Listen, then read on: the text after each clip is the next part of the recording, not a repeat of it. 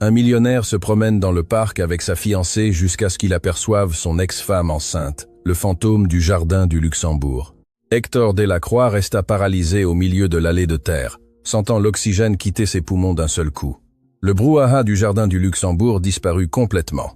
Le rugissement du sang battant ses tempes l'assourdit.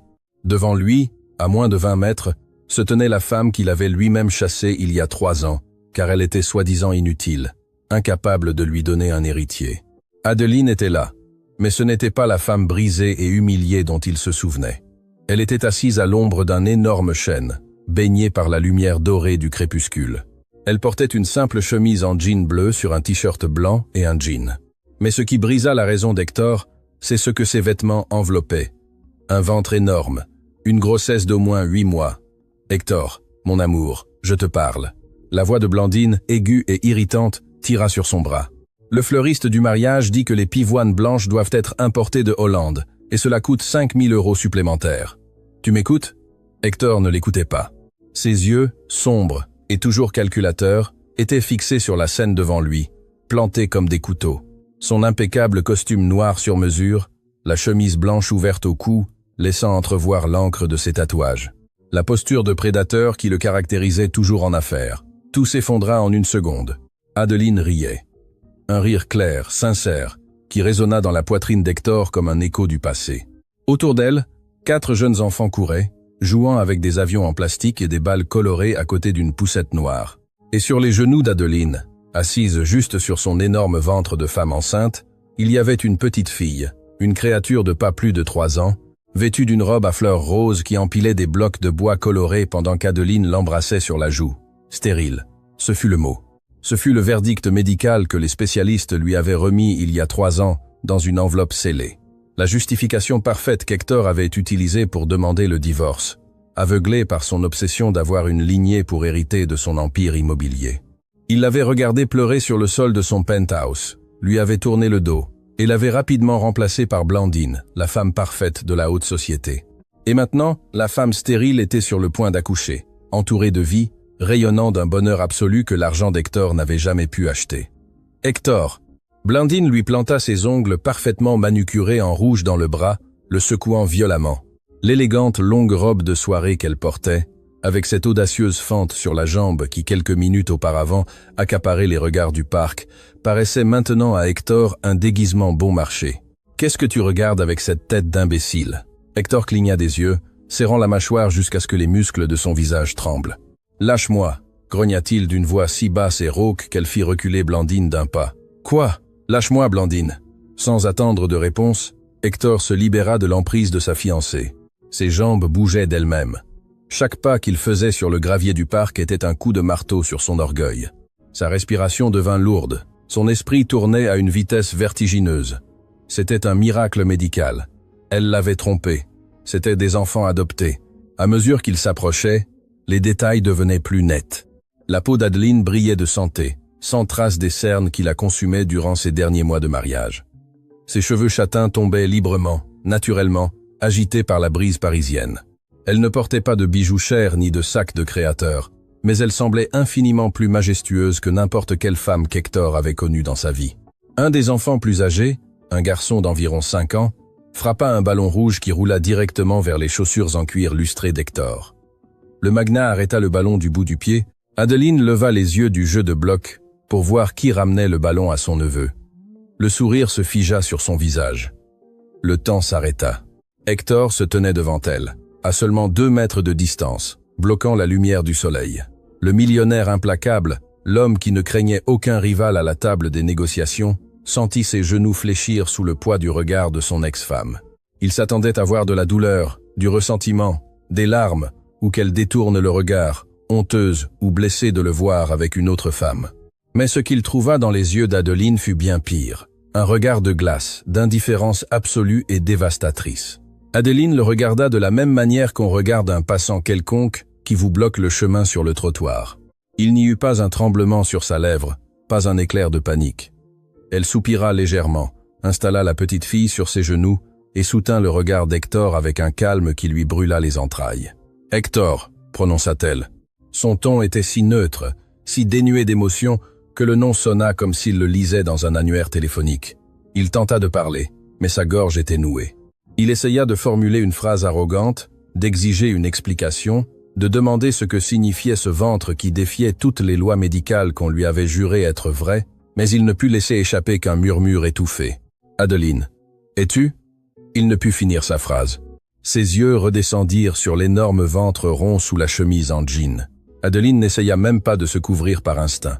Au contraire, elle posa une main protectrice sur son ventre avec une fierté défiante. « Enceinte ? Oui, de 8 mois, en fait, répondit-elle avec un sourire poli et glacial. Y a-t-il quelque chose que vous vouliez, ou êtes-vous juste venu nous bloquer le soleil ? Les enfants jouent. L'impact de ces mots fut comme un coup de fouet. Hector serra les poings. Son instinct de contrôle luttait désespérément pour refaire surface. Les médecins ont dit que c'était impossible, cracha Hector. Sa voix montait en volume, teintée d'un mélange de confusion et de reproche. Les meilleurs spécialistes de Paris ont dit que ton corps ne pourrait jamais. Les médecins que vous avez payés, voulez-vous dire, l'interrompit Adeline. Sa voix ne monta pas d'un décibel, mais la fermeté de son ton le coupa comme du verre. Vous m'avez jeté comme un chien à la rue parce que mon corps ne servait pas à votre héritage. Il s'avère que mon corps fonctionne parfaitement, Hector. Il avait juste besoin d'être loin de votre toxicité pour avoir de la vie. Hector sentit le sang lui bouillir. L'humiliation commença à se transformer en colère. Il allait lui répondre. Il allait détruire cette confiance absurde qu'elle affichait quand un bruit derrière eux rompit la bulle. Hector Delacroix, pouvez-vous m'expliquer ce que cela signifie ? Blandine était arrivée jusqu'à eux. Son visage était rouge de fureur, ses talons s'enfonçant maladroitement dans l'herbe. Elle regarda Adeline avec un dégoût non dissimulé, parcourant des yeux ses vêtements simples, les jouets éparpillés sur le sol et la poussette. Oh, je comprends. L'ex-femme rancunière qui joue à la dinette. Quelle scène pathétique. Adeline ne daigna même pas regarder Blandine, l'ignorant avec une maîtrise qui laissa la femme blonde tremblante de rage. Toute l'attention d'Adeline restait fixée sur la petite fille en robe rose qu'elle tenait sur ses genoux, qui avait laissé tomber un bloc de bois et tirait maintenant sur la chemise d'Adeline. « Maman !» dit la petite d'une voix douce et aiguë. « Maman, c'est tombé. » Hector sentit le sol sous ses pieds disparaître complètement. Le monde entier se réduisit à ce mot. « Maman !» Il baissa lentement les yeux vers la petite fille qui reposait sur les genoux d'Adeline. Auparavant, son esprit bloqué par le choc de la grossesse n'avait pas assimilé la petite. Mais maintenant, en la voyant de près, Hector sentit l'air devenir de plomb. La petite fille leva le visage pour regarder l'homme grand en costume sombre qui effrayait sa mère. Elle avait les cheveux foncés, lisses, mais ce furent ses yeux qui paralysèrent le cœur d'Hector. Ils étaient sombres, intenses, tirés au coin d'une manière très particulière. C'étaient ses yeux. Il regardait son propre reflet sur le visage d'une minuscule petite fille. La respiration d'Hector s'arrêta. Son cerveau, habitué à traiter des chiffres et des contrats multimilliardaires en quelques secondes, fit les calculs à une vitesse terrifiante. Ils avaient divorcé il y a exactement 3 ans. Il l'avait chassée de la maison en novembre. La petite fille devant lui n'était pas un nouveau-né.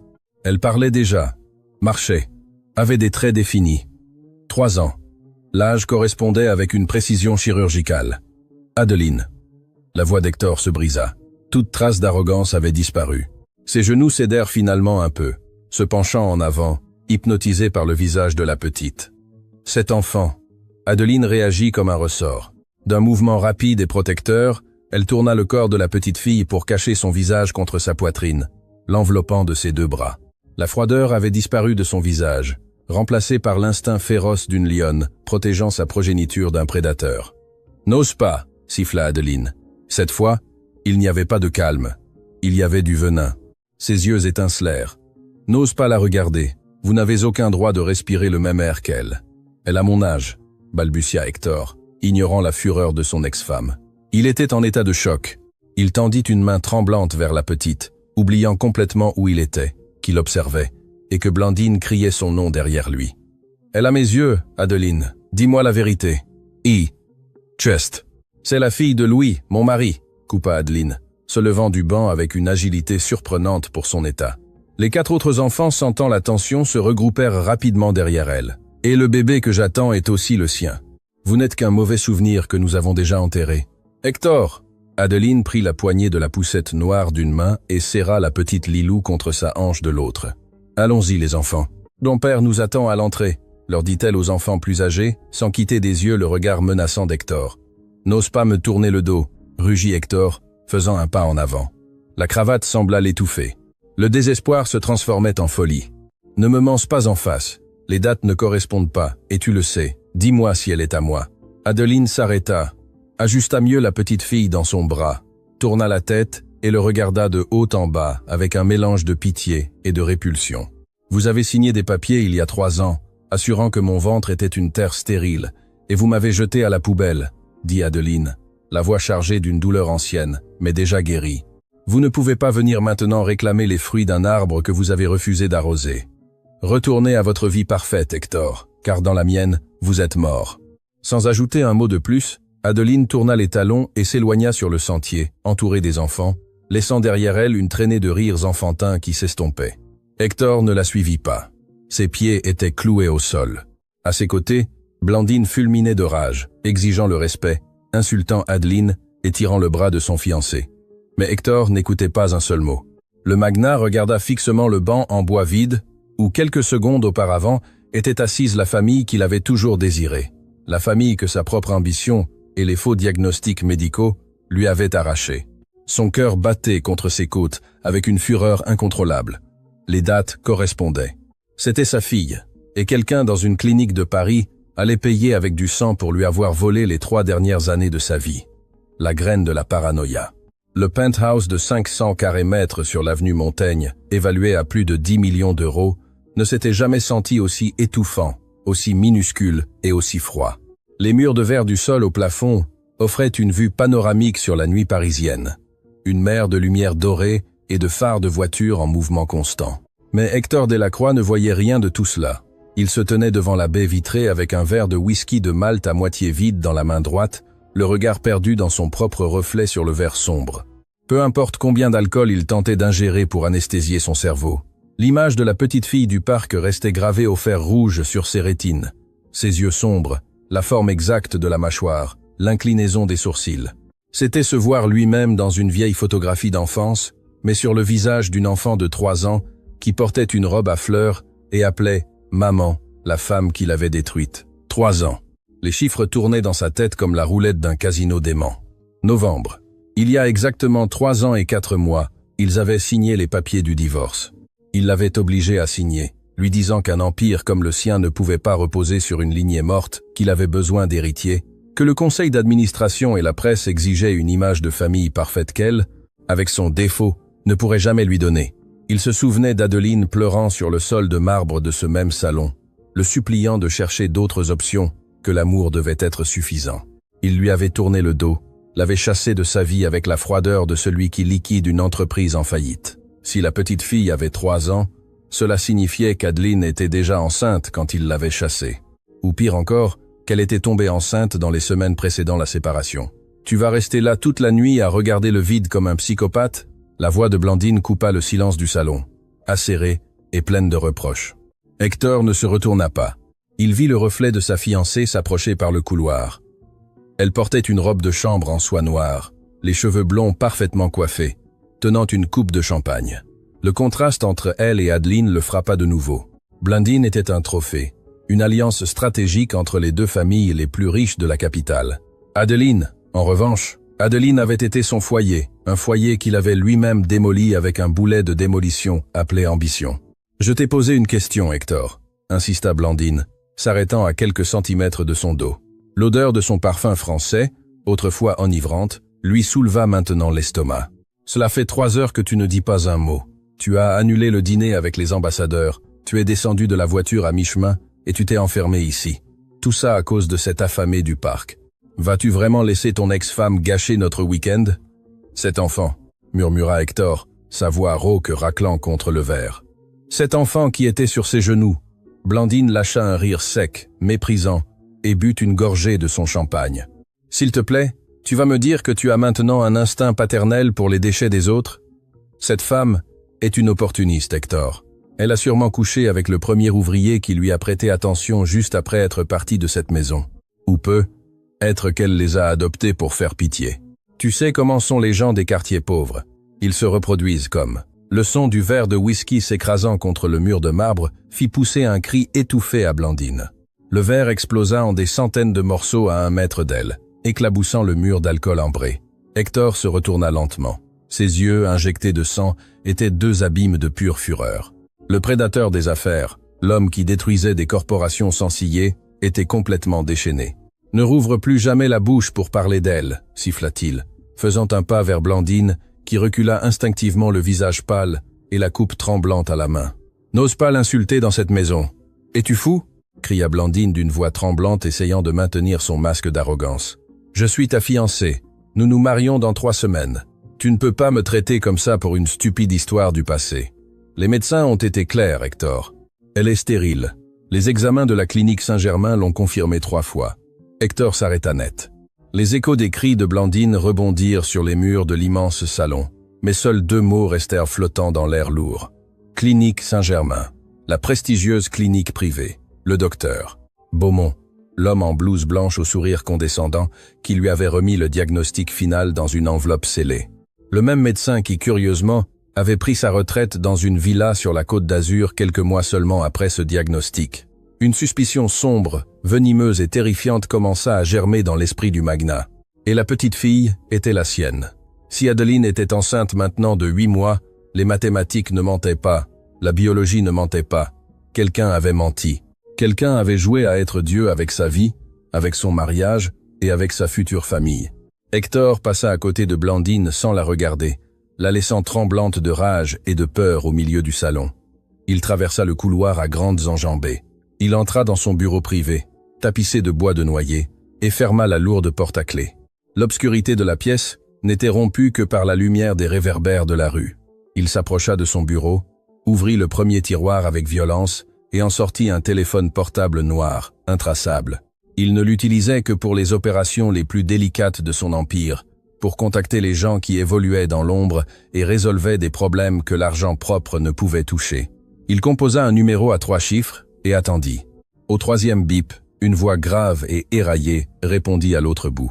« Monsieur Delacroix, il est 3 heures du matin. »« Léger, » dit Hector, posant ses 2 mains sur le bureau, se penchant en avant comme si le poids de son propre corps allait le faire s'effondrer. « J'ai besoin que vous laissiez absolument tout ce que vous faites. Annulez les suivis corporatifs. Annulez l'enquête sur les actions en bourse. Je vous veux ici, dans mon bureau à la première heure. Que cherchons-nous, monsieur ?»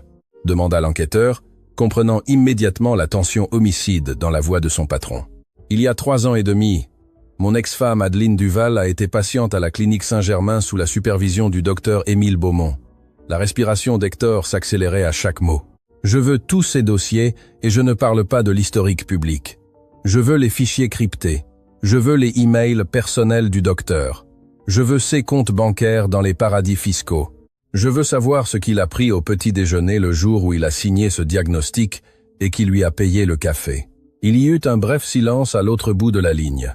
Léger était le meilleur, un ancien agent de renseignement qui ne posait pas de questions inutiles, mais la demande était monumentale et hautement illégale. « Monsieur, infiltrer les serveurs privés d'une clinique de ce niveau peut prendre des jours et laisser des traces. »« Je me fous des traces, Léger, et je me fous du coup, » grogna Hector, en serrant le téléphone jusqu'à ce que ses jointures blanchissent. « Je vous paierai 1 million d'euros si vous l'avez en 48 heures.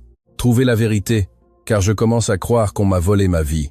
Et si c'est le cas, je brûlerai Paris jusqu'aux fondations pour la récupérer. » Le dossier altéré, la pluie tombait sans pitié sur Paris, frappant les immenses fenêtres du bureau d'Hector, comme si le ciel lui-même essayait d'entrer de force. Il s'était écoulé exactement 48 heures depuis l'appel. 2 jours où Hector avait à peine dormi, annulant des réunions, ignorant les appels frénétiques de Blandine et se nourrissant de café noir et d'une angoisse qui lui dévorait la poitrine. À 23 chéropile, la porte du bureau s'ouvrit. Léger entra en silence. Il portait un imperméable trempé qu'il laissa égoutter sur le tapis persan à 50 000 euros, mais Hector s'en moquait. Les yeux du millionnaire étaient rivés sur la mallette métallique que l'enquêteur portait attachée à son poignet. Sans dire un mot, Léger s'approcha du bureau en noyer, introduisit la combinaison de sécurité, ouvrit la mallette et en sortit une épaisse enveloppe en papier Kraft sans marque. Il la fit glisser sur la surface polie du bois jusqu'à ce qu'elle soit juste devant Hector. Le silence dans la pièce était absolu, seulement rompu par le tambourinement incessant de la pluie contre la vitre. « Qu'avez-vous trouvé ?» demanda Hector, sa voix à peine un murmure rauque. Pour la première fois depuis des décennies, l'homme qui déplaçait des millions d'un simple paraphe avait peur d'ouvrir une enveloppe. Léger ajusta sa veste mouillée, son visage inexpressif comme un masque de pierre. Ce ne fut pas facile, monsieur Delacroix. Le docteur Beaumont a été extrêmement prudent. Il a nettoyé les serveurs principaux de Saint-Germain le mois même de votre divorce. Les dossiers officiels de votre ex-femme, Madame Duval, montrent exactement ce qu'on vous a dit. Insuffisance ovarienne, prématurée, sévère, stérilité irréversible. Hector ferma les yeux, sentant un nœud de frustration dans la gorge. Il s'était trompé. C'était son désespoir qui jouait avec son esprit. Et si la petite fille du parc n'était vraiment pas la sienne, et n'était qu'une coïncidence macabre du destin? Mais, continua Léger en faisant un pas en avant et en pointant l'enveloppe d'un index. Beaumont a commis l'erreur des lâches. Il a gardé une assurance vie. Nous avons trouvé un coffre-fort numérique caché sous un serveur fantôme en Suisse à son nom. Là, il gardait les fichiers bruts, les résultats sanguins originaux du laboratoire, datés 3 jours avant la consultation où l'on vous a donné le diagnostic. Hector n'attendit plus. Ses mains tremblantes déchirèrent le papier Kraft, en sortant une pile de feuilles à en tête de la clinique. Son regard parcourut rapidement les graphiques, les chiffres incompréhensibles des niveaux hormonaux jusqu'à la dernière page, où un résumé technique en gras se détachait du reste du texte. Paciente Adeline Duval. Diagnostic final. Système reproducteur en parfaite condition. Niveau de fertilité optimaux, sans anomalie détectable. L'air quitta les poumons d'Hector. Les lettres commencèrent à danser devant ses yeux. Optimaux, parfaite condition. Adeline était complètement saine. Il n'y avait jamais eu de stérilité, jamais eu de défaillance biologique. Chaque larme qu'elle avait versée dans ce même penthouse, chaque fois qu'elle s'était blâmée de ne pas pouvoir lui donner un enfant, chaque insulte silencieuse qu'il lui avait lancée avec son mépris, tout avait été construit sur un mensonge monstrueux. Et si elle était fertile, la petite fille du parc, Lilou, le visage identique au sien. Les dates coïncidaient comme un puzzle maudit. On l'avait séparée de sa propre chair et de son propre sang. Hector s'effondra sur sa chaise en cuir, le document tremblant dans sa main. Une larme solitaire, la première en plus de 20 ans, traça un sillon chaud sur sa joue jusqu'à se perdre dans sa barbe. C'était une douleur si aiguë, si profonde, qu'elle lui coupait la respiration.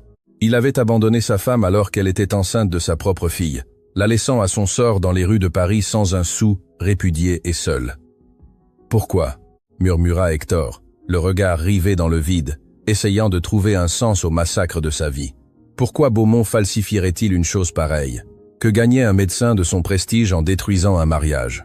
Léger fit glisser une deuxième feuille de papier sur le bureau.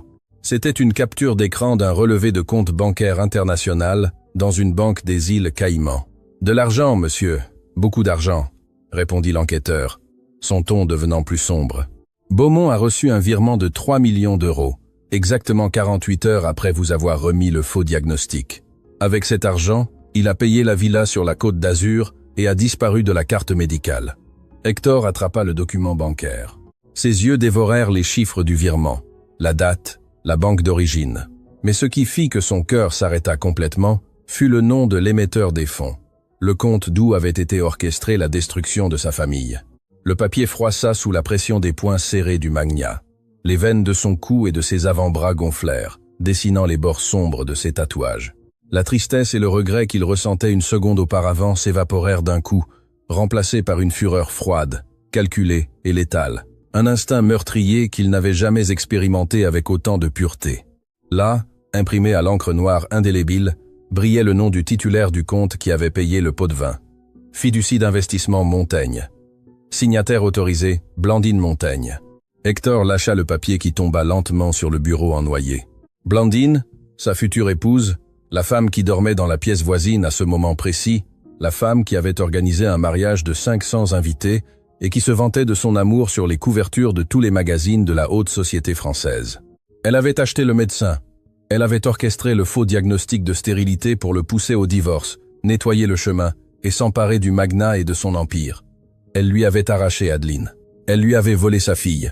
Monsieur Delacroix. Léger rompit le long et terrifiant silence de la pièce. Voulez-vous que nous impliquions la police? C'est un crime grave.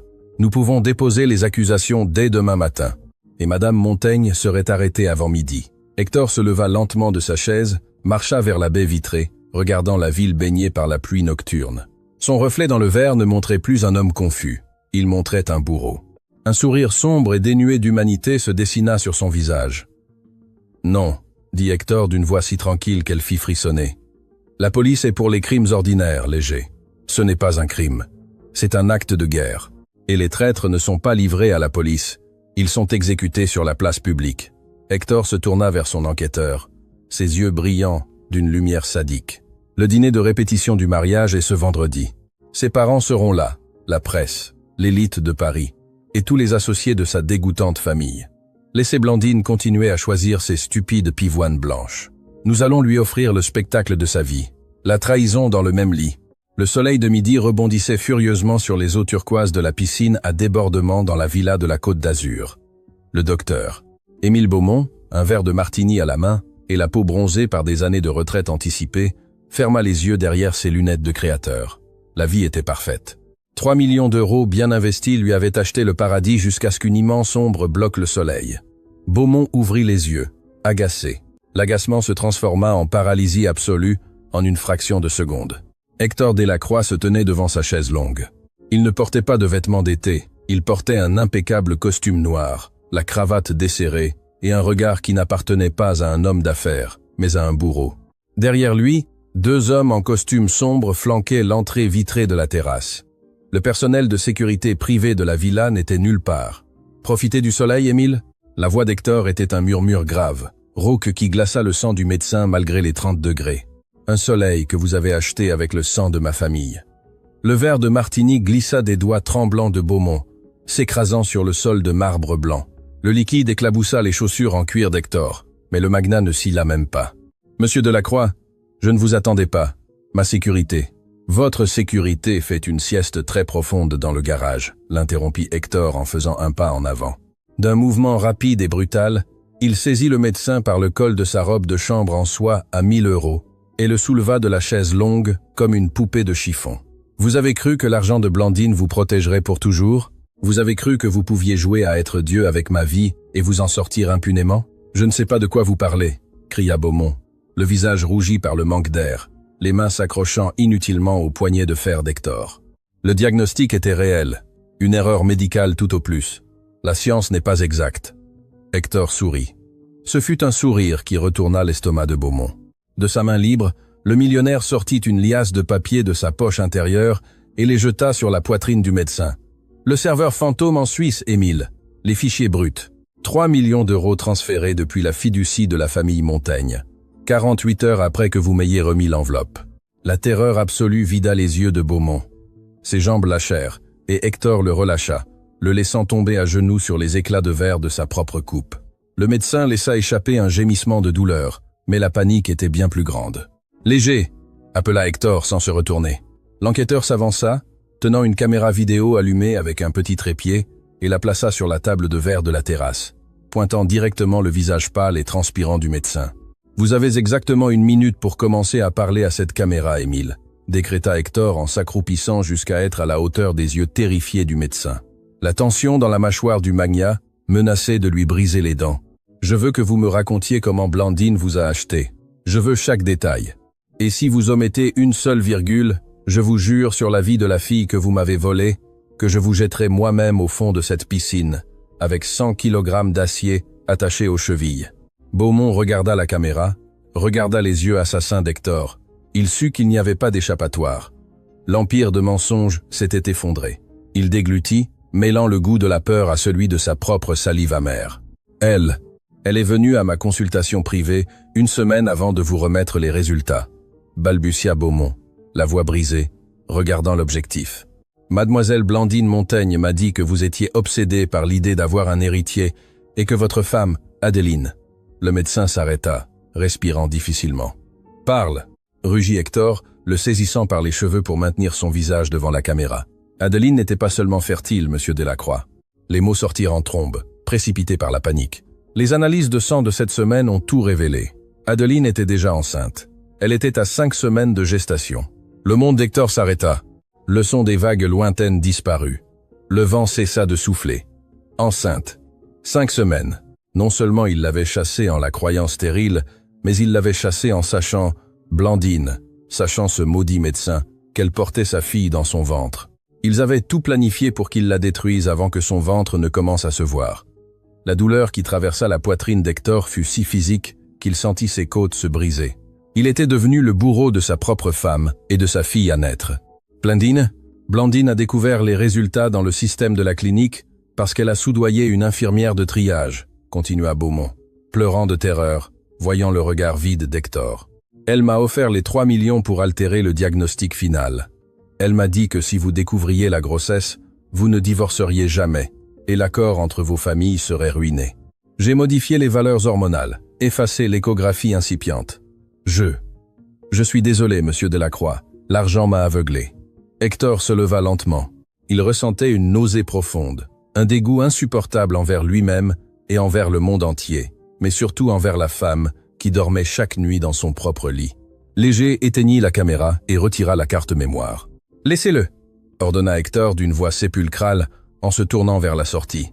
Sa vie luxueuse vient de se terminer. Les autorités médicales et le fisc recevront cette vidéo de manière anonyme dans 1 heure. Il perdra sa licence, sa villa et mourra en prison. Cette même nuit, de retour à Paris, Hector entra dans sa chambre dans le penthouse. L'obscurité était presque totale. Blandine dormait paisiblement au centre de l'immense lit de soie, un masque de gel sur les yeux et respirant avec la tranquillité de quelqu'un qui croit avoir le monde à ses pieds. Hector s'arrêta au pied du lit. Il l'observa pendant de longues minutes. La rage qui lui bouillait dans les veines était si toxique qu'il pouvait presque la goûter. Il dormait à côté d'un monstre qu'il avait lui-même introduit chez lui pour remplacer la seule femme qu'il avait vraiment aimée. Avec un contrôle de soi surhumain, Hector se déshabilla, se glissa dans le lit et fixa le plafond. Il ne dormit pas une seule seconde. Demain était le dîner de répétition. Demain, Blandine Montaigne allait connaître ce qu'était le véritable enfer. Le dîner empoisonné. Le salon principal du grand hôtel particulier du 8e arrondissement était baigné par la lumière dorée de 3 immenses lustres en cristal de Murano. 150 invités de la plus haute aristocratie et élite d'affaires françaises murmuraient entre des coupes de champagne à 200 € et des plateaux de caviar. Les violons en fond jouaient une mélodie douce. Tout était un déferlement de luxe, écœuramment parfait. Blandine était radieuse. Elle portait une robe de haute couture blanc-perle qui moulait sa silhouette. Une annonce de la mariée parfaite qui était sur le point d'être couronnée reine de l'Empire de la Croix. Elle allait de table en table, riant fort, prenant le bras d'Hector, l'exhibant comme son plus grand trophée. Hector marchait à ses côtés comme un fantôme de glace. Il portait un smoking noir, sa posture rigide, son visage inescrutable. Personne ne remarquait la tempête apocalyptique qui se cachait derrière ses yeux sombres. « Regarde les femmes des directeurs, mon amour !» murmura Blandine à l'oreille d'Hector, se serrant contre lui. « Elles meurent d'envie. Elles savent que demain, notre mariage fera la une de tous les magazines. » « Ah, Hector, si Adeline pouvait nous voir maintenant. Elle est sûrement en train de nettoyer des escaliers dans un faubourg puant. » Hector serra la coupe de cristal qu'il tenait jusqu'à ce que le pied menace de se briser. « Oui, sûrement, Blandine, » répondit-il d'une voix si dénuée d'émotion qu'elle sembla mécanique. Le moment du toast arriva. Le père de Blandine, un banquier au visage arrogant, frappa sa coupe avec un couvert en argent, demandant le silence. « Mesdames et messieurs, demain nos familles s'unissent pour créer le plus grand empire immobilier et financier d'Europe. Mais au-delà des affaires, nous célébrons l'amour inconditionnel de ma fille Blandine et d'un homme brillant, Hector Delacroix, aux jeunes mariés. » Les applaudissements résonnèrent dans le salon. Blandine sourit, baissant le regard avec une fausse modestie, et poussa doucement Hector pour qu'il prenne la parole. Hector fit un pas en avant. Le silence devint absolu. Tous les yeux de l'élite de Paris étaient braqués sur lui. Les journalistes accrédités préparèrent leurs caméras. « Merci Armand », commença Hector, regardant fixement le père de Blandine, puis se tournant lentement vers sa fiancée. « Blandine a raison. Cette soirée est spéciale.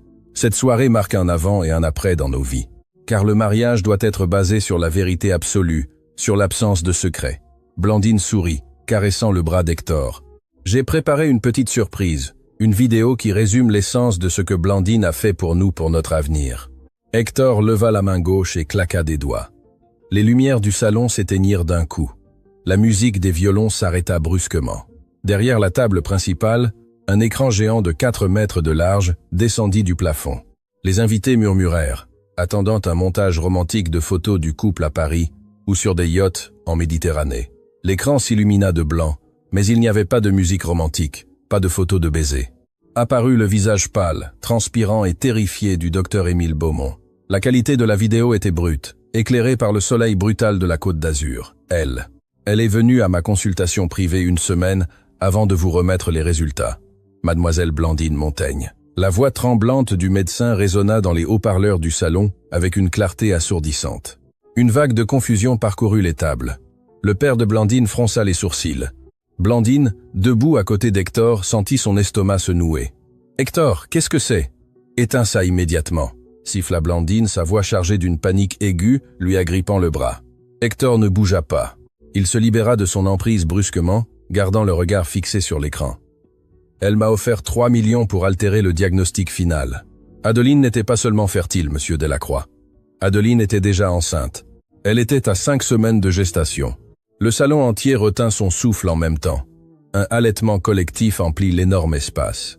Plusieurs coupes tombèrent au sol, se brisant sur le marbre. Les flashs des journalistes commencèrent à crépiter frénétiquement, capturant l'humiliation en temps réel. J'ai modifié les valeurs hormonales, effacé l'échographie incipiente. L'argent que la famille Montaigne m'a payé m'a aveuglé.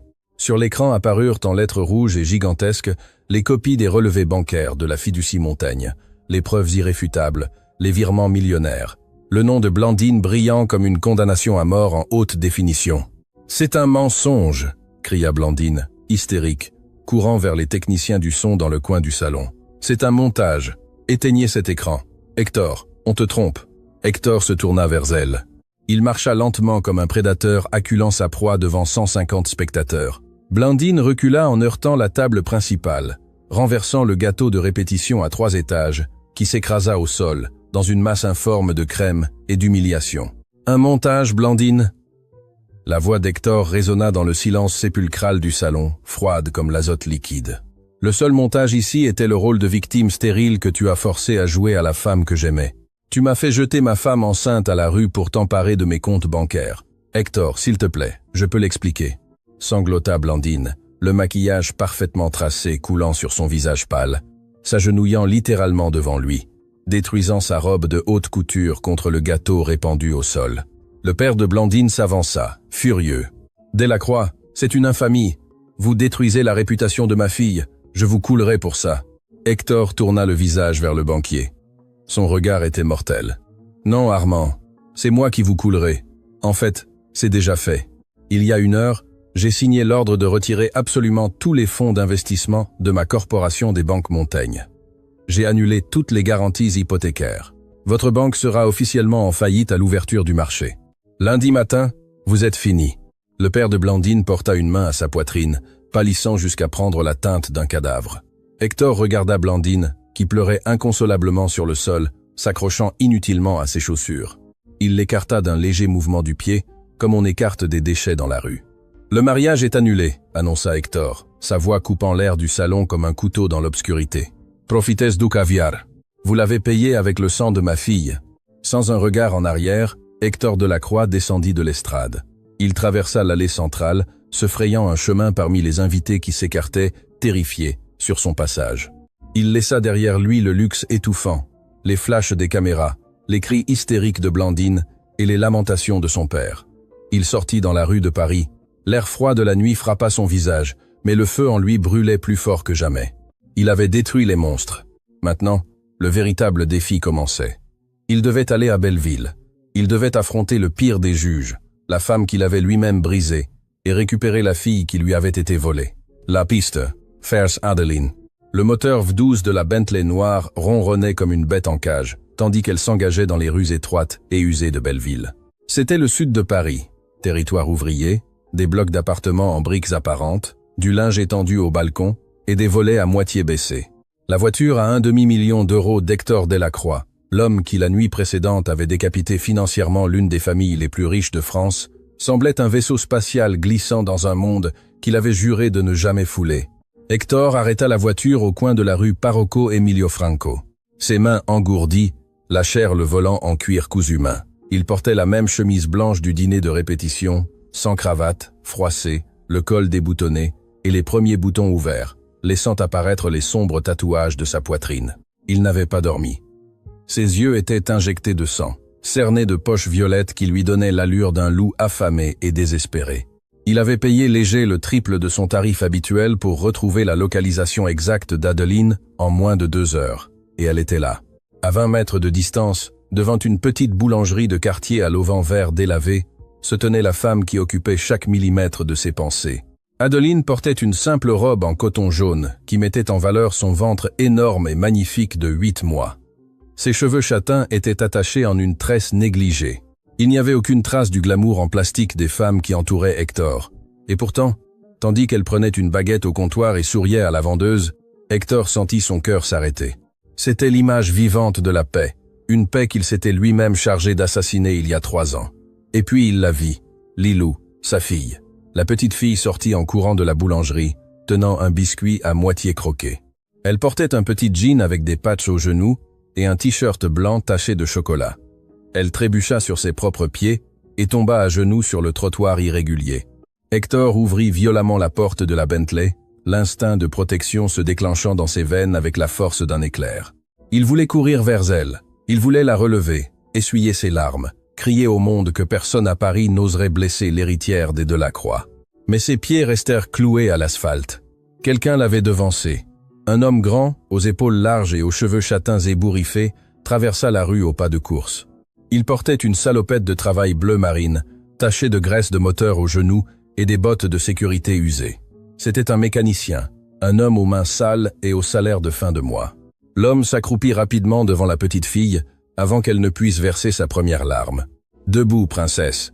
Les champions ne pleurent pas pour une égratignure. » La voix de l'homme était chaude, forte, débordante d'un amour si pur qu'Hector eut la nausée de son propre compte bancaire. L'homme souleva Lilou sous les aisselles et la fit tourner en l'air. La petite fille laissa échapper un rire cristallin qui résonna dans toute la rue, oubliant complètement le coup. « Papa, plus haut, papa !» cria Lilou, s'accrochant au cou de l'homme avec ses petits bras tachés de chocolat. « Papa !» Le mot fut une flèche empoisonnée directement à la jugulaire d'Hector. Il s'appuya contre la portière de la voiture, sentant que l'air de Belleville devenait irrespirable.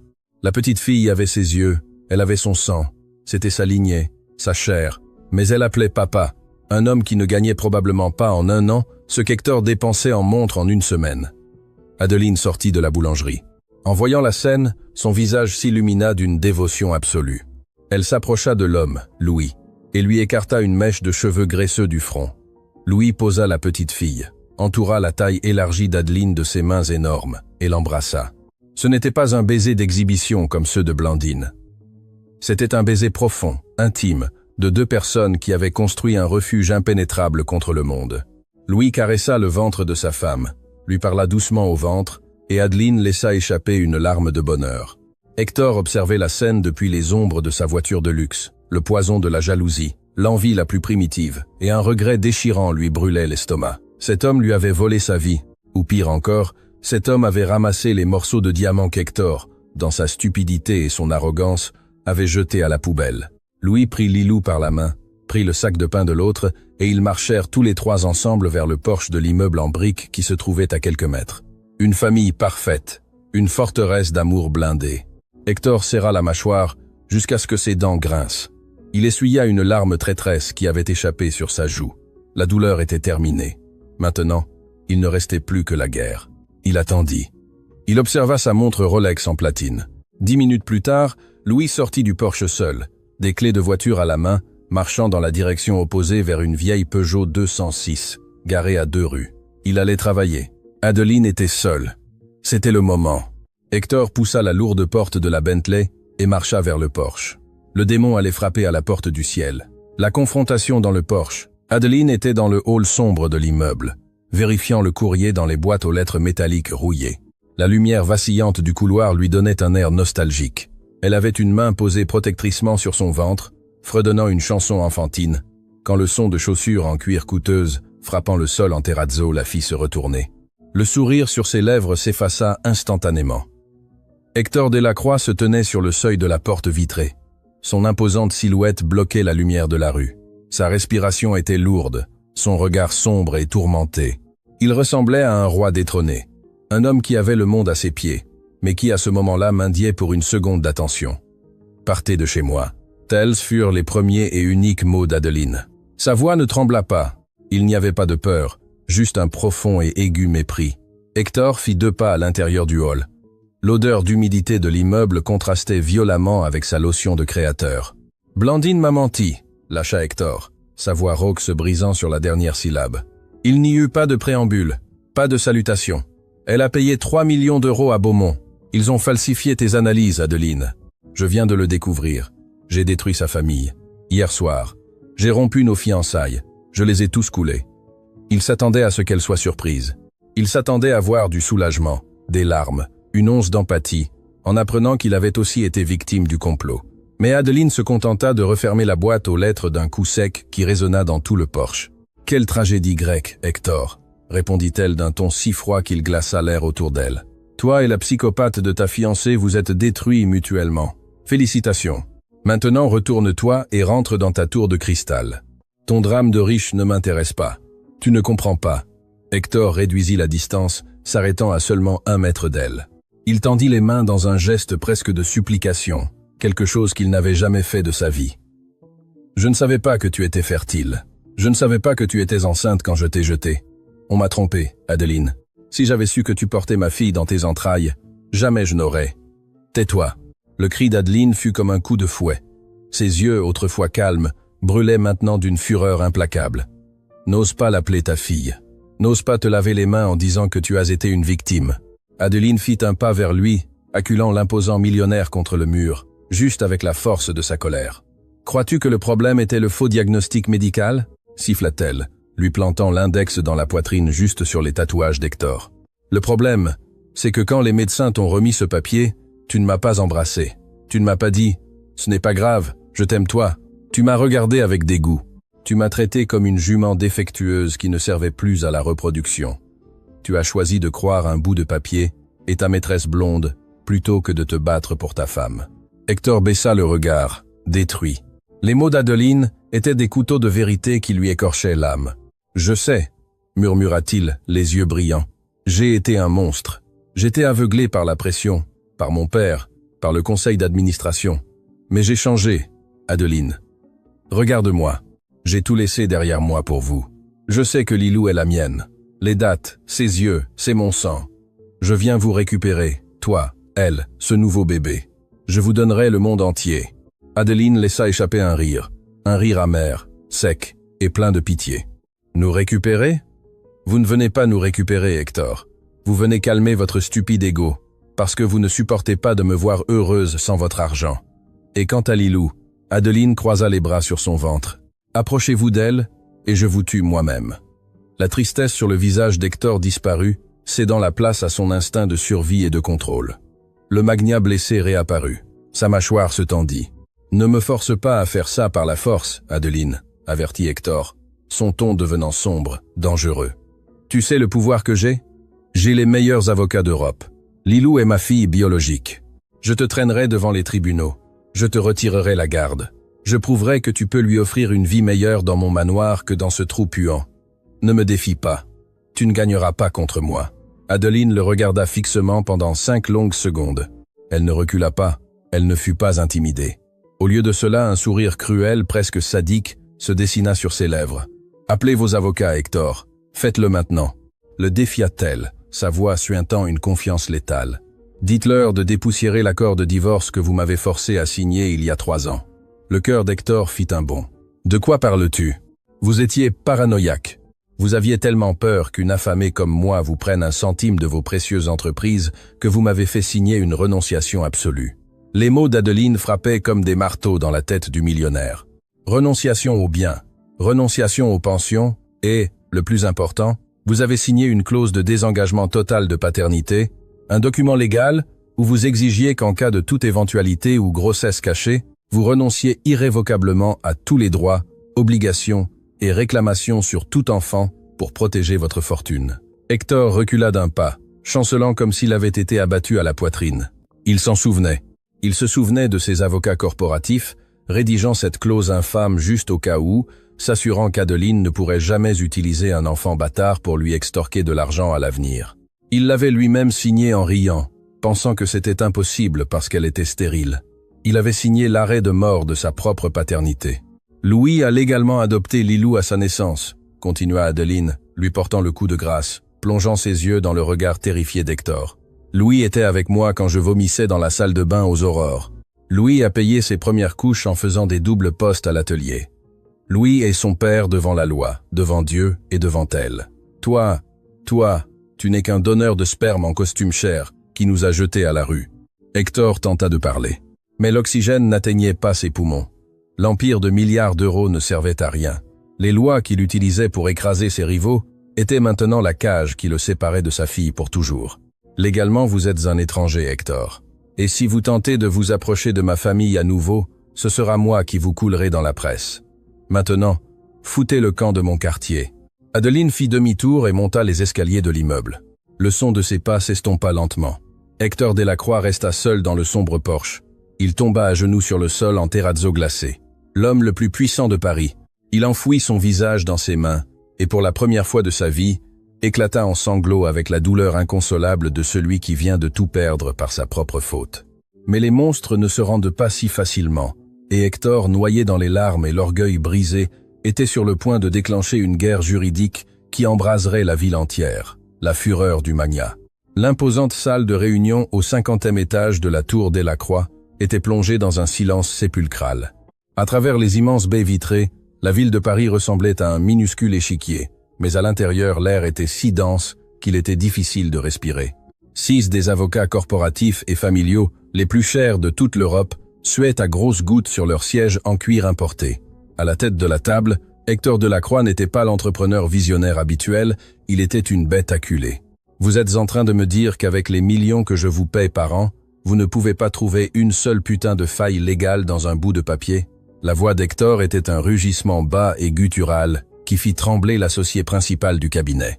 L'avocat le plus chevronné s'éclaircit la gorge, ajustant ses lunettes d'une main tremblante. Il fit glisser une copie de l'accord de divorce d'il y a 3 ans sur la table en acajou. Monsieur Delacroix, vous nous avez vous-même exigé de rédiger ce document avec une politique de terre brûlée. Il est hermétique. Vous avez volontairement renoncé devant notaire, et avec témoin à tout droit de filiation future pour protéger vos actifs. Et monsieur Louis Dubois, l'actuel époux de madame Adeline, a complété un processus d'adoption légale impeccable devant l'État français. Vous n'êtes pas le père, vous êtes un donneur anonyme. Si nous les poursuivons en justice, le juge classera l'affaire en 10 minutes et vous accusera de harcèlement. Hector frappa la table des 2 poings, avec une telle violence que les tasses à café en porcelaine sautèrent en l'air et s'écrasèrent au sol. Ne me parlez pas de loi, c'est mon sang, elle a mes yeux, c'est... Hector respirait à grandes bouffées, le visage défiguré par la rage et l'impuissance. Je veux que ce mécanicien soit détruit. Ouvrez des enquêtes fiscales contre lui. Achetez son garage et fermez-le. Étouffez sa vie jusqu'à ce qu'il me supplie à genoux de prendre la petite fille pour qu'il ne meure pas de faim. Faites votre putain de travail, ou demain vous serez tous à la rue. Hector quitta la salle en claquant la porte, ce qui résonna dans tout le gratte-ciel. La fureur l'aveuglait. Si le système juridique qu'il avait lui-même contribué à corrompre pendant des années lui tournait maintenant le dos, il utiliserait le seul langage qu'il connaissait, l'argent écrasant. 30 minutes plus tard, la Bentley noire s'arrêta en crissant les pneus devant le garage du bois, un modeste garage de quartier à la périphérie de Belleville. Le contraste était grotesque. La voiture de luxe brillait obscènement devant les portes métalliques bosselées et les flaques d'huile au sol.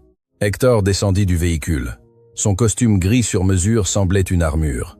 Il entra dans l'atelier d'un pas lourd, ignorant le bruit des outils et l'odeur d'essence qui lui soulevait l'estomac. Louis était sous une vieille Renault, appuyé sur un chariot roulant avec une clé à molette à la main. En voyant les chaussures italiennes brillantes d'Hector s'approcher, il glissa et se releva lentement, essuyant la graisse de ses mains avec un chiffon sale. Il était plus grand qu'Hector, et bien qu'il ne portât pas de costume à des milliers d'euros, sa posture irradiait une dignité inébranlable. « Nous sommes fermés à la royauté, Delacroix », dit Louis d'une voix profonde et rauque, sans quitter des yeux le regard furieux du magnat. « Qu'est-ce que vous foutez ici?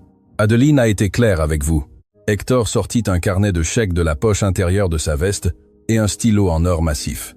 Il posa le carnet sur le capot taché de la voiture que Louis réparait. « Vous êtes un homme de chiffres, Louis. Nous allons parler votre langage, » commença Hector, son ton glacial crachant chaque mot avec arrogance. « Vous gagnez avec chance 2000 € par mois dans ce trou. Vous avez une femme sur le point d'accoucher de votre enfant et une petite fille à charge. Je vous offre 10 millions d'euros nets d'impôts. Transféré sur votre compte en 1 heure. Louis cessa de se frotter les mains avec le chiffon. Son expression ne changea pas. Vous n'avez qu'à signer l'annulation de l'adoption de Lilou, continua Hector en s'approchant d'un pas, croyant la victoire entre ses mains. Vous prenez l'argent, vous offrez à Adeline et à votre nouveau bébé la vie de roi que vous ne pourriez jamais payer avec cette saleté de garage, et vous me rendez ma fille. Tout le monde y gagne. Mettez un prix à votre fierté et foutez le camp. Le silence dans l'atelier fut lourd, seulement rompu par le goutte à goutte d'un radiateur cassé. Louis regarda le chèque en blanc sur le capot. Puis il regarda Hector de haut en bas. Un rire sec, dépourvu de tout humour, jaillit de la poitrine du mécanicien. « 10 millions !» murmura Louis en secouant lentement la tête. « Vous êtes un homme très pauvre, Delacroix. La seule chose que vous ayez, c'est de l'argent. » Louis fit un pas en avant, envahissant l'espace personnel d'Hector. L'odeur de graisse et de sueur honnête s'imposa sur le parfum cher du millionnaire. « Vous croyez qu'on achète la paternité avec un chèque ?» La voix de Louis baissa de ton, vibrant d'une intensité qui fit reculer Hector. « J'ai tenu la main d'Adeline quand elle pleurait à l'aube parce qu'elle pensait qu'elle ne valait rien à cause de vous. J'ai appris à Lilou à marcher dans le couloir de mon appartement de 60 carrés mètres. J'ai passé 5 nuits sans dormir, à lui mettre des compresses d'eau froide sur le front quand elle a eu de la fièvre à 2 ans, pendant que vous achetiez des yachts et vous vautriez avec votre maîtresse blonde. » Louis prit le carnet de chèques et le stylo en or et les jeta sur la poitrine d'Hector avec mépris. Les objets tombèrent sur le sol taché d'huile. « Vous avez planté la graine, mais j'ai fait pousser la fleur, » décréta Louis, en le pointant avec la clé à molette tachée de graisse noire. « Lilou est ma fille, et Adeline est ma femme. Et il n'y a pas assez d'argent sur toute la putain de planète pour que je vende ma famille. Maintenant ramassez vos ordures et sortez de mon atelier avant que je ne vous brise les jambes et ne vous traîne dehors. » Hector serra les poings, la veine de son cou palpitant de manière incontrôlée. Il voulait le frapper, il voulait le détruire. Mais en regardant les yeux de Louis, il vit quelque chose qu'il n'avait jamais affronté dans les salles de réunion. Un homme qui n'avait absolument aucune peur de lui. Un homme invincible. « Vous allez le regretter », siffla Hector, sa voix distillant du poison pur. « Je vais vous détruire, Louis. Je vous laisserai dans la rue. Vous n'aurez pas un toit pour dormir. »« Essayez », répondit Louis sans ciller. « Mais ne vous approchez pas de ma maison. » Hector se retourna, humilié dans sa propre arrogance, et monta dans la voiture. La guerre était déclarée. Mais pendant que le millionnaire planifiait comment utiliser son argent pour écraser le mécanicien, à l'autre bout de Paris, quelqu'un d'autre avait activé une bombe nucléaire qui les détruirait tous. La contre-attaque de Blandine. Le manoir des Montaigne, dans le quartier exclusif de Neuilly-sur-Seine, était dans l'obscurité. Les comptes bancaires de la famille avaient été gelés dès le matin. Les actions de leur banque avaient chuté de 40% en bourse suite au boycott financier orchestré par Hector.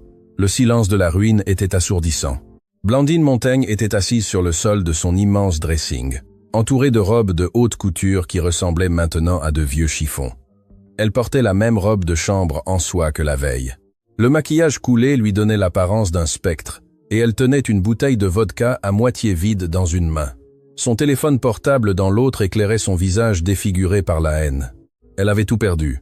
Son statut, son mariage du siècle, sa fortune, sa dignité, et tout cela à cause d'une petite employée de Belleville et de la fille bâtarde. « Si je coule, vous coulez avec moi », murmura Blandine en buvant une longue gorgée de vodka.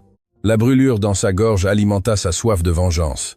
Elle composa un numéro de téléphone.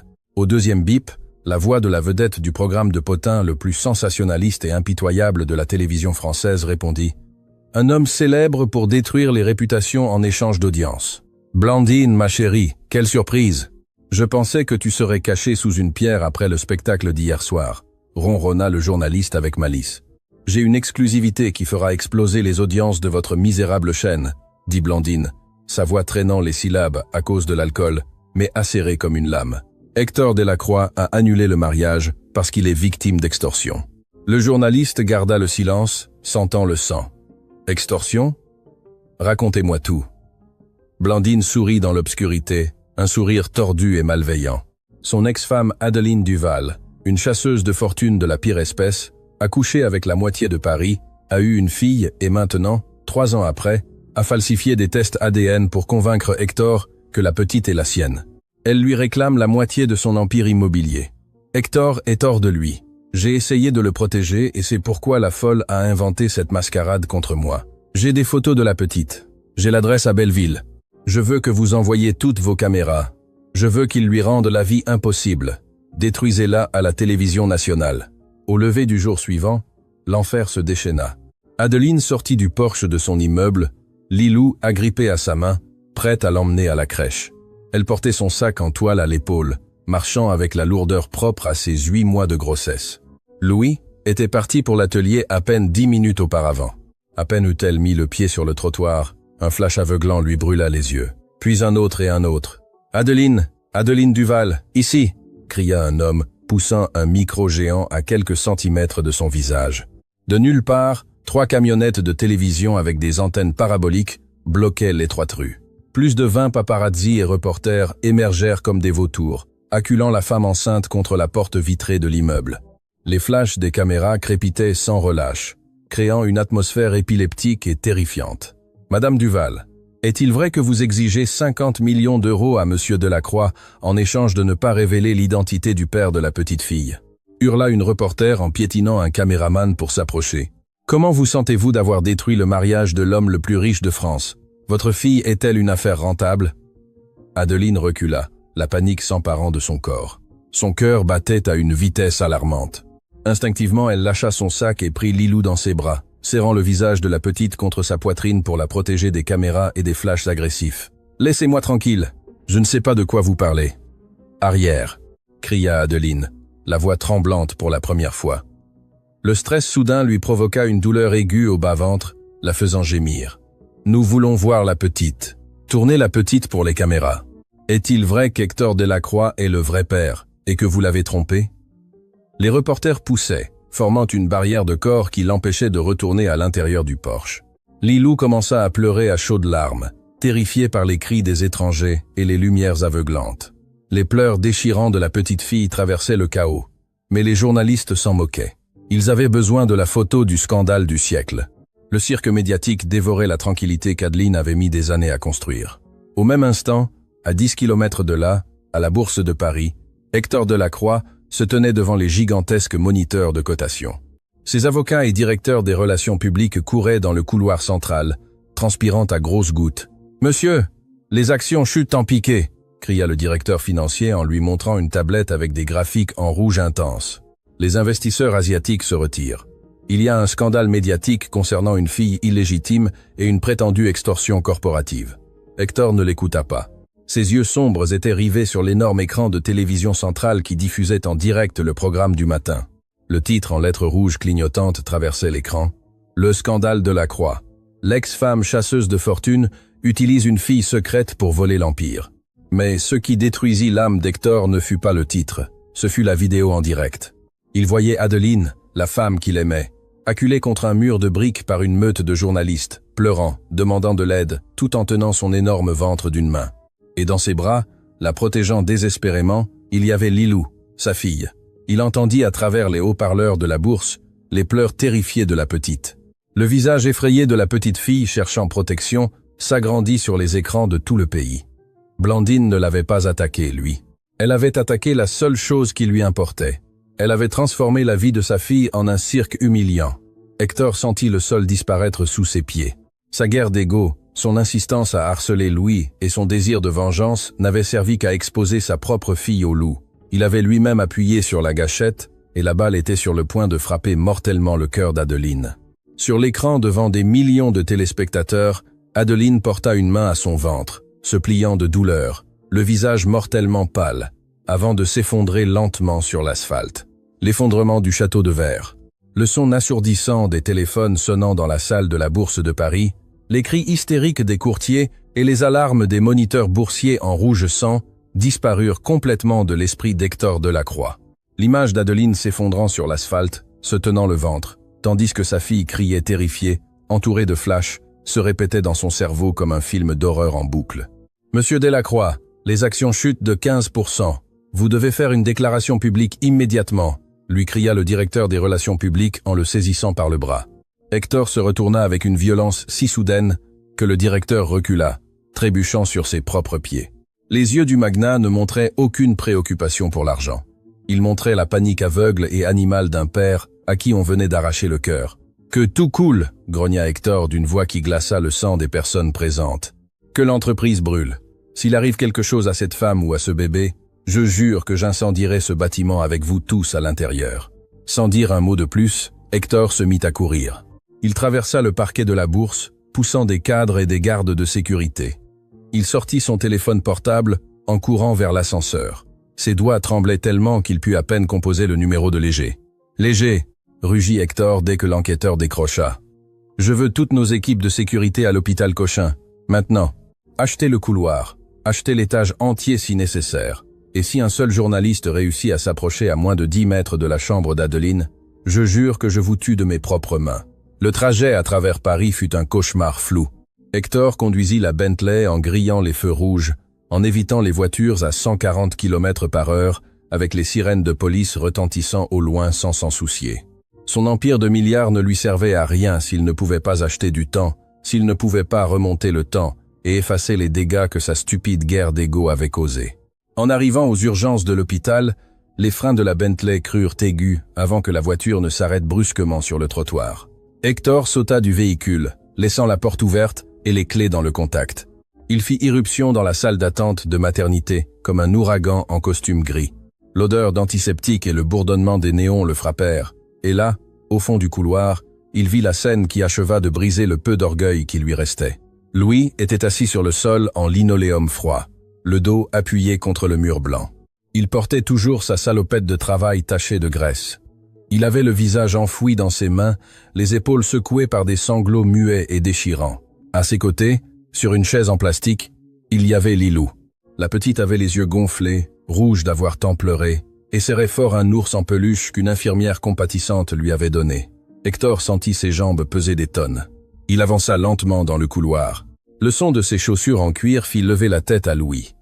Les yeux du mécanicien, normalement remplis d'une dignité sereine, étaient maintenant deux abîmes de pure haine et de désespoir. En voyant Hector, Louis ne dit pas un mot. Il se leva d'un bond. Il traversa les 3 mètres qui le séparaient en une fraction de seconde et écrasa son poing fermé directement sur la pommette d'Hector. L'impact fut brutal. La tête du millionnaire tourna brusquement et le goût métallique du sang inonda sa bouche.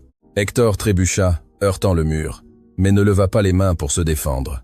Il ne fit pas le moindre geste pour riposter. Il resta là, appuyé contre le mur, le sang coulant au coin de ses lèvres, acceptant la punition. « Je vous ai dit de ne pas vous approcher !» hurla Louis en saisissant Hector par les revers de son costume hors de prix, le secouant avec une force colossale. « Je vous ai dit de nous laisser tranquilles. Vous l'avez acculé comme un animal à cause de vous, à cause des maudits démons qui la poursuivent pour vous avoir connu. »« Louis !» murmura Hector d'une voix brisée, sans quitter des yeux les yeux remplis de larmes du mécanicien. « Comment vont-elles ? Dis-moi qu'elles sont vivantes. »« Elle a eu un décollement placentaire à cause de la panique, » lui cria Louis au visage, le poussant contre le mur avec tant de force qu'un tableau médical tomba au sol. « Ils l'opèrent en urgence. Si mon fils meurt, s'il arrive quelque chose à ma femme, je vous jure devant Dieu que je vous tue, Delacroix, je vous tue. » Un groupe d'infirmiers et de gardes de sécurité coururent dans le couloir pour les séparer, mais Hector leva une main tremblante, leur ordonnant de s'arrêter. Léger, qui venait d'arriver par le couloir opposé avec 3 hommes de sécurité privée, s'arrêta net en voyant le signe de son chef. Hector regarda vers la chaise en plastique. Lilou le regardait. La petite fille, sa propre chair, son propre sang, la créature pour laquelle il avait déclenché une guerre juridique pour l'arracher à Louis, le regardait avec terreur. Lilou se recroquevilla sur la chaise, cachant son visage derrière l'ours en peluche, tremblant en voyant l'homme au costume gris qui apportait toujours des cris et des pleurs à sa famille. Ce regard fut le coup de grâce. Il fut infiniment plus douloureux que le coup de poing de Louis. Le château de verre d'Hector Delacroix s'effondra complètement. Toute sa vie, il avait cru que l'argent et le pouvoir réglaient tout. Il croyait qu'avec une ordonnance du tribunal et un compte à 10-0, il pourrait acheter l'amour de sa fille et récupérer la femme qu'il avait perdue.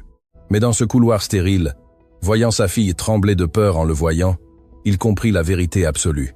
Il n'était pas le sauveur, il était le monstre. Son argent était le poison qui avait infecté Adeline il y a 3 ans, le même poison qui l'avait presque tué aujourd'hui. Il ne pouvait pas offrir une vie meilleure à Lilou, en l'arrachant des bras du seul père qu'elle connaissait. S'il continuait à se battre, s'il continuait à vouloir imposer sa volonté, il ne laisserait qu'une traînée de cendres. À ce moment-là, les lourdes portes battantes des salles d'opération s'ouvrirent. Un chirurgien, le masque baissé et la blouse tachée de sang, marcha vers eux. Louis lâcha Hector et courut vers le médecin, sentant son cœur s'arrêter. Hector ne s'approcha pas. Il resta appuyé contre le mur, retenant sa respiration, priant un Dieu auquel il n'avait jamais cru. Ce fut critique, mais nous avons réussi à la stabiliser, dit le chirurgien en posant une main rassurante sur l'épaule de Louis. Nous avons dû pratiquer une césarienne d'urgence. Le bébé est né prématuré, mais ses poumons réagissent bien. Adeline a perdu beaucoup de sang, mais elle est hors de danger. Elle a besoin d'un repos absolu, aucun stimulus négatif, pas de stress, sinon son cœur ne le supportera pas. Louis tomba à genoux sur le sol, pleurant à chaudes larmes, rendant grâce à voix haute, embrassant les jambes du chirurgien. Lilou courut vers lui, et Louis l'enveloppa de ses bras, embrassant la tête de la petite fille encore et encore, une famille brisée qui venait d'être sauvée de l'abîme. Hector les regarda depuis les ombres du couloir. Il essuya le sang de sa lèvre du revers de la main.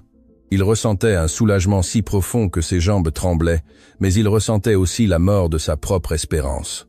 Il prit son téléphone portable et composa un numéro. « Préparez la salle de presse du palais de justice pour demain matin », ordonna-t-il à son chef d'avocat d'une voix étrangement tranquille, dénuée de toute la colère des jours précédents, « et apportez tous les documents de la demande de garde de l'enfant. »« Nous allons attaquer, monsieur ? Nous utiliserons le scandale médiatique à notre avantage ?» demanda l'avocat, avide de sang.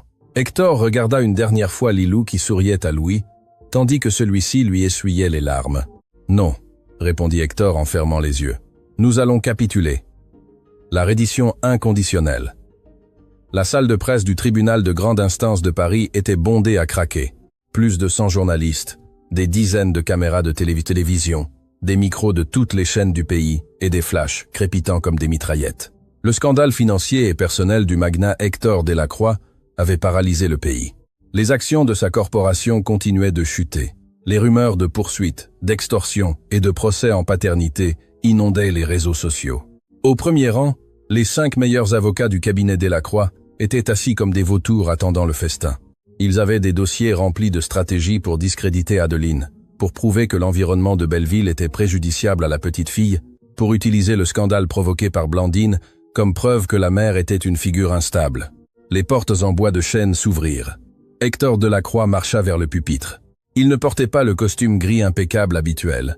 Il portait un costume sombre, sobre, sans cravate. Son visage montrait les traces de la nuit blanche, et l'hématome violet sur sa pommette gauche brillait sous les lumières des projecteurs, un rappel physique de sa culpabilité. Le silence descendit sur la salle de façon presque antinaturelle. On n'entendait que le bourdonnement des caméras qui enregistraient. L'avocat principal se leva et lui fit glisser un discours de 3 pages sur le pupitre, le texte parfait pour détruire la famille de Belleville et sauver l'empire corporatif. Hector regarda les pages, regarda les journalistes assoiffés de sensationnalisme et d'un mouvement lent et délibéré, prit les 3 papiers et les déchira en 2, laissant tomber les morceaux au sol. L'avocat pâlit. Les murmures éclatèrent dans la salle. Hector s'approcha du micro. Son regard était d'acier trempé, mais sa voix résonna avec une humilité que personne ne lui avait jamais entendue auparavant. « Hier matin, » commença Hector, sa voix remplissant chaque recoin de la salle, « mon ex-femme Adeline Duval a subi un malaise médical provoqué par le harcèlement démesuré de la presse. Une femme enceinte de 8 mois a été traquée à la porte de sa maison par une meute, poussée par un mensonge dégoûtant et lâche divulgué par Blandine Montaigne. Les flashs s'intensifièrent. Le nom de Blandine jeté à la vindicte publique était de l'essence pour le feu. Les titres d'hier l'appelaient chasseuse de fortune, l'appelaient extorqueuse. Hector serra les bords du pupitre jusqu'à ce que ses jointures blanchissent. Je veux que toutes et chacune des caméras de cette salle enregistrent cela très clairement. Adeline Duval est la femme la plus intègre, honnête et pure que j'ai connue dans ma misérable vie. Elle ne m'a pas demandé un seul centime, ne m'a jamais extorqué. Elle est partie de mon côté sans rien prendre du tout, parce que moi, dans mon arrogance et ma stupidité infinie, je l'ai jetée à la rue, guidé par un faux diagnostic médical. Un halètement collectif traversa la salle de presse. Hector immolait sa propre réputation en direct. Blandine Montaigne a payé 3 millions d'euros pour falsifier les dossiers médicaux d'Adeline et me faire croire qu'elle était stérile, forçant notre divorce. Les preuves de ce délit, y compris les relevés bancaires et la confession enregistrée du médecin soudoyé, ont été remises ce matin même au parquet national financier. Blandine Montaigne ira en prison pour cela. Je m'en assurerai personnellement. Le chaos éclata. Les journalistes criaient des questions, sautant de leur siège, Mais Hector éleva la voix, les réduisant tous au silence par la seule force de son autorité. « Mais le véritable coupable de tout cet enfer, c'est moi !» rugit Hector en frappant le pupitre. « J'ai choisi de douter de ma femme. J'ai choisi de placer mon ego et mon empire au-dessus de ma famille. Hier, les médias exigeaient de savoir si Lilou, la petite fille qu'Adeline protégeait de toutes ses forces de vos maudites caméras, est ma fille. » Hector fit une pause. Il déglutit. La douleur des mots qu'il était sur le point de prononcer était comme avaler des éclats de verre. Mais c'était le seul acte d'amour véritable qu'il pouvait offrir à cet enfant. Il regarda directement au centre des caméras, sachant que dans une chambre d'hôpital, Adeline et Louis pourraient regarder cela. La réponse est non. Le silence retomba comme un lourd fardeau. Ses avocats se regardèrent, terrifiés, sachant qu'ils venaient de renoncer publiquement à tout droit biologique. « Lilou n'est pas ma fille », répéta Hector d'une voix ferme, bien que ses yeux brillassent dangereusement. « La génétique ne fait pas de vous un père, elle fait de vous un accident biologique. Un père est l'homme qui vous apprend à marcher, celui qui vous sèche les larmes, celui qui travaille jusqu'à s'épuiser pour mettre du pain sur la table. Le père de cet enfant devant la loi, devant Dieu et devant la société est Louis Dubois, un homme 1000 fois meilleur que ce que je ne serai jamais. » Hector regarda ses avocats du coin de l'œil et fit à nouveau face à la presse. « Par conséquent, j'annonce aujourd'hui le retrait immédiat et absolu de toute plainte, demande de garde ou procédure légale contre la famille Dubois-Duval. Ils ont mon respect et ma protection inconditionnelle dans l'ombre. Et à tout média, paparazzi ou chaîne de télévision qui oserait s'approcher à moins d'1 kilomètre d'Adeline, de son mari, de sa fille ou du bébé qui vient de naître. » Le regard d'Hector devint noir, létal. Le regard du prédateur qui avait bâti un empire en écrasant ses ennemis. « J'utiliserai chaque centime de mes milliards pour les détruire légalement, financièrement et personnellement. Je les effacerai de la carte. » Hector Delacroix recula d'un pas, s'éloignant du micro. Il n'attendit pas pour répondre aux questions. Il n'écouta pas les cris frénétiques des reporters qui exigeaient plus de détails. Il descendit de l'estrade et traversa l'allée centrale, la tête haute. Il avait perdu la femme de sa vie. Il avait renoncé à la petite fille qui portait son sang. Son cœur serait vide pour toujours, condamné à observer de loin le bonheur qu'il avait lui-même saboté. Mais en sortant par les lourdes portes du tribunal vers la froide lumière de Paris, Hector respira profondément pour la première fois depuis 3 ans. Le magnat avait été vaincu. Oui, mais en se rendant inconditionnellement, en détruisant son propre château de cristal, il avait rendu la vie à sa fille. Et cela, au bout du compte, était le seul triomphe qui comptait. La valeur de ce qui fut perdu, le son strident des sirènes de police, rompit le silence sépulcral de l'urbanisation exclusive de Neuilly-sur-Seine. Les lumières bleues et rouges tournaient frénétiquement, rebondissant contre les immenses colonnes de marbre blanc du manoir de la famille Montaigne. L'empire financier du banquier, Armand Montaigne, avait été broyé par les marchés en moins de 24 heures, mais la véritable destruction, physique et pénale, se produisait à cet instant précis. 3 fourgons de la police nationale bloquèrent les grilles en fer forgées de l'entrée. Une nuée d'agents en gilet tactique, accompagnés d'inspecteurs de la brigade financière et des faux en écriture, encerclèrent la propriété. Blandine Montaigne se tenait au centre de son immense salon principal. Elle ne portait plus de robe de soie, ni de bijoux éblouissants. Elle portait un pantalon de survêtement froissé et un t-shirt gris. Ses cheveux blonds, toujours parfaits, tombaient en mèches grasses sur son visage émacié. Le téléphone portable, avec lequel elle avait désespérément tenté d'appeler des sénateurs, des juges et des ministres amis de son père, gisait brisé contre le mur du fond. Personne ne répondait. Le nom Montaigne était radioactif. La porte en chaîne massive de l'entrée principale ne fut pas ouverte à clé. Elle fut défoncée par un bélier policier. Le vacarme fit pousser un cri hystérique à Blandine, reculant en trébuchant et heurtant une table de verre. Les éclats volèrent en l'air tandis que des dizaines de bottes de policiers envahissaient son palais de mensonges. « Blandine Montaigne, vous êtes en état d'arrestation pour les chefs d'accusation de corruption, falsification de documents médicaux, fraude continue et extorsion », cria l'inspecteur en chef, sortant des menottes en acier, tandis que 2 agents la saisissaient sans aucune délicatesse par les bras. « Lâchez-moi! Vous ne savez pas qui je suis! Mon père coulera vos maudites carrières. Je suis une Montaigne !» cria Blandine en donnant des coups de pied, crachant du venin, tandis que le froid métal se refermait autour de ses poignets avec un clic définitif. « Votre père est menotté dans son bureau au siège de la banque en ce moment même, madame, » répondit l'inspecteur avec froideur. « Vous avez le droit de garder le silence. » Blandine cessa de se débattre. La panique absolue remplaça l'arrogance, Ses yeux exorbités parcoururent le salon envahi jusqu'à se fixer sur une silhouette grande et sombre qui venait de franchir le seuil de la porte brisée. Hector Delacroix portait un long manteau de laine noire sur son costume sombre. Ses mains étaient enfoncées dans ses poches. Son visage était un masque de glace impénétrable, observant la scène avec la froideur d'un médecin légiste devant un cadavre. À ses côtés, Léger, son enquêteur privé, tenait un dossier en cuir noir contenant les copies de toutes les preuves qui avaient enseveli la femme blonde. « Hector !» Le cri de Blandine fut déchirant, un mélange de supplication et de terreur. « Hector, s'il vous plaît, dites-leur d'arrêter. J'ai fait ça pour nous. Je l'ai fait parce que je vous aimais et que vous vouliez un héritier. Vous m'avez obligé avec votre obsession. » Hector avança lentement dans le salon, marchant sur les éclats de verre brisés de la table avec ses lourdes chaussures. Il s'arrêta à un demi-mètre d'elle. Les agents de police hésitèrent un instant, mais la présence imposante du magnat et le fait qu'il avait lui-même orchestré et facilité toute l'opération policière les fit reculer d'un pas. « L'amour n'achète pas de faux diagnostics médicaux, Blandine », dit Hector d'une voix si basse et rauque qu'elle fit trembler la détenue. « L'amour n'envoie pas une meute de journalistes chasser une femme enceinte de 8 mois pour lui provoquer un décollement placentaire. Ce que vous ressentez n'est pas de l'amour, c'est de la cupidité, c'est du poison. Et le poison, on l'isole pour qu'il ne tue pas les autres. Vous allez me laisser pourrir dans une cellule ?» sanglota-t-elle, tombant à genoux, entraînant les 2 policiers qui la retenaient. « Nous allions nous marier. J'allais être votre femme. » Hector s'accroupit légèrement, rapprochant son visage de celui de Blandine. Ses yeux étaient des trous noirs, dépourvus de toute trace de pitié. « La femme que j'aime a failli mourir dans une salle d'opération hier soir à cause de vous, » murmura Hector, plantant chaque mot comme un poignard. « Ma fille, à qui vous avez volé son vrai père pendant 3 ans, a pleuré terrifiée par les monstres que vous lui avez envoyés. J'ai payé la meilleure équipe de procureurs de l'État, Blandine. J'ai acheté les médias que vous avez utilisés comme arme hier. Aucun juge en France ne vous accordera la liberté sous caution. Vous allez pourrir en prison. Et je veillerai personnellement à ce que chaque jour que vous passerez enfermé, vous vous souveniez du nom d'Adeline Duval. » Hector se redressa, ajusta son manteau et hocha la tête vers l'inspecteur en chef. « Emmenez-la.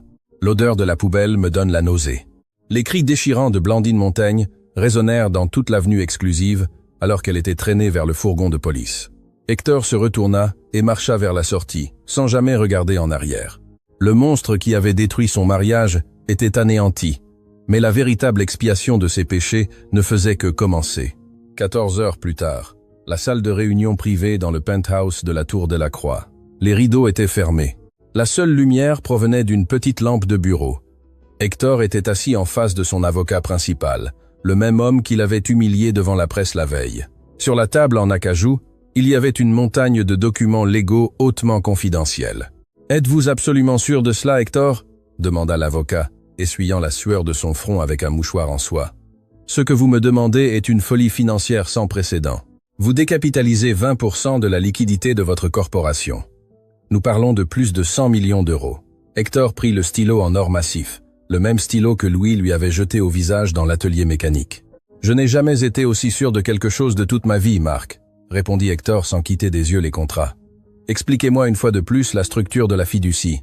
Je veux m'assurer qu'elle est absolument impénétrable. » L'avocat soupira en ouvrant le dossier principal. « Nous avons créé une société holding fantôme enregistrée en Suisse sous le nom de Fondation Croissance Durable.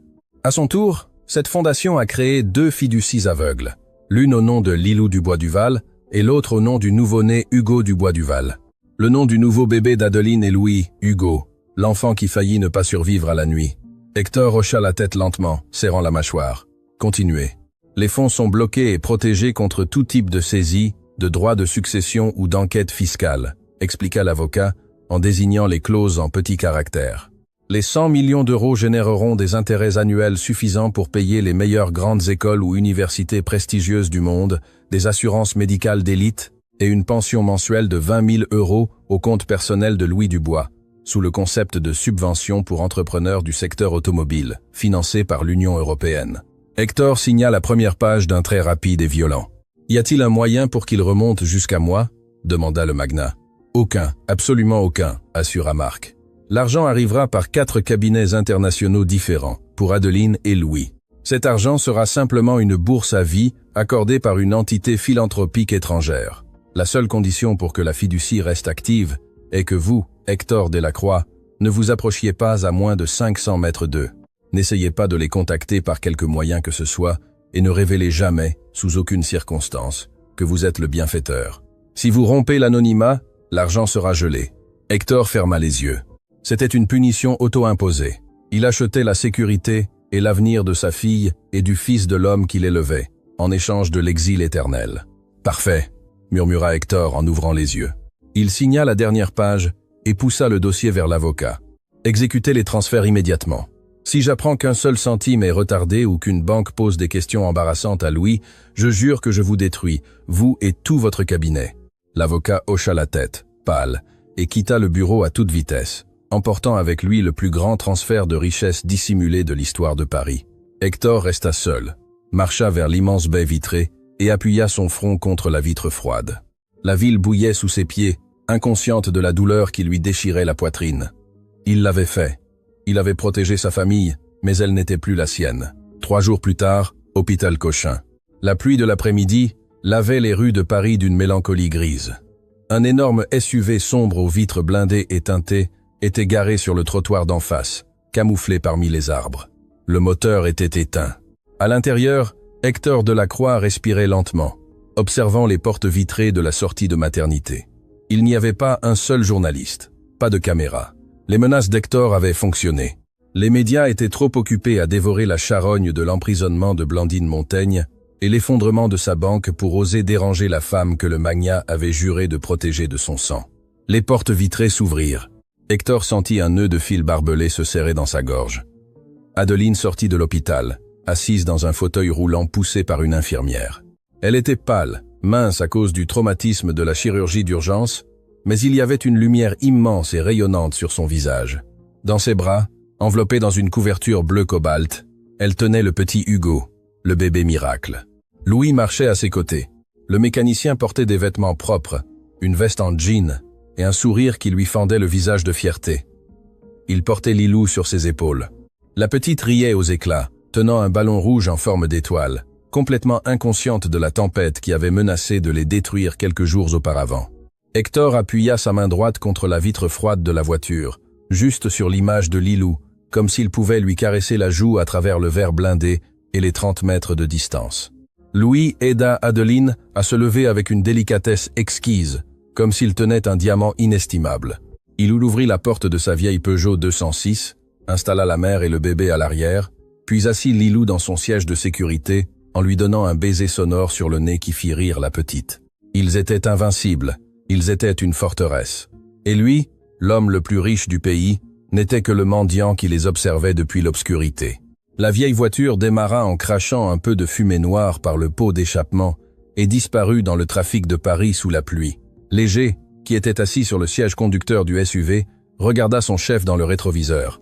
Hector avait le visage baigné de larmes, mais son expression était d'une paix dévastatrice. « Nous retournons au bureau, monsieur Delacroix ?» demanda Léger d'un ton inhabituel de respect et de compassion. Hector mit plusieurs secondes à répondre.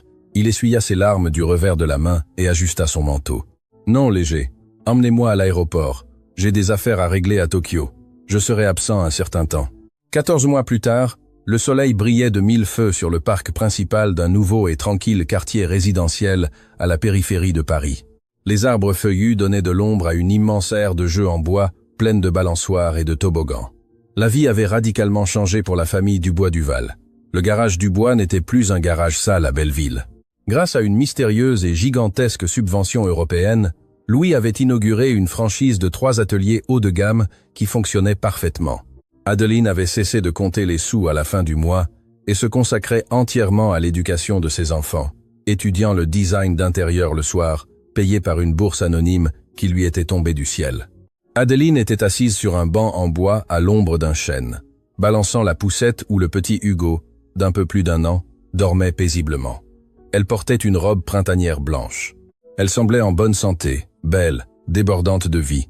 À quelques mètres, Lilou, qui avait déjà presque 5 ans, courait derrière une balle en caoutchouc bleu, riant aux éclats, tandis que Louis faisait semblant d'être un monstre qui la poursuivait sur l'herbe. De l'autre côté de la rue piétonne, assis à la table la plus éloignée d'un petit café, un homme avec une casquette sombre, des lunettes de soleil et une simple veste en cuir noir, buvait un café amer. Personne n'aurait reconnu dans cet homme le magnat impitoyable Hector Delacroix. Il avait perdu du poids. Les traits durs de son visage s'étaient adoucis, sillonnés par les rides de la solitude et du regret. La balle bleue de Lilou rebondit maladroitement sur l'herbe, traversa le trottoir et roula jusqu'à s'arrêter juste contre la chaussure en cuir noir de l'homme du café. Le cœur d'Hector s'arrêta. Lilou courut jusqu'au trottoir, s'arrêtant à 2 mètres de sa table. Elle avait les cheveux attachés en 2 couettes et une salopette en jean.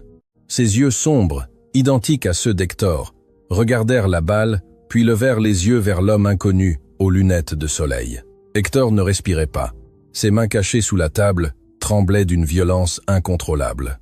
Tout son instinct, chaque cellule de son corps lui criait de retirer ses lunettes, de tomber à genoux, de lui dire « C'est moi, je suis ton sang ». Mais alors il entendit la voix de Louis s'approcher, trottant. « Hé, championne, fais attention à la rue ». Louis s'arrêta derrière Lilou et lui posa une main protectrice sur l'épaule. Lilou sourit et regarda Louis. « Ma balle s'est échappée, papa ». L'homme du café baissa lentement la tête. Du bout du pied, il poussa doucement la balle bleue, la renvoyant vers les pieds de la petite fille. « Merci, monsieur », dit Lilou d'une voix douce et polie en attrapant sa balle. Louis fit un signe de tête à l'homme du café en guise de remerciement, sans le reconnaître sous la casquette et les lunettes. Il prit Lilou par la main et ils retournèrent en courant vers Adeline qui les attendait les bras ouverts. Hector Delacroix observa la famille se réunir. Il vit Louis embrasser Adeline. Il vit Lilou embrasser les jambes de sa mère. Il vit le soleil les éclairer comme un tableau parfait et intouchable.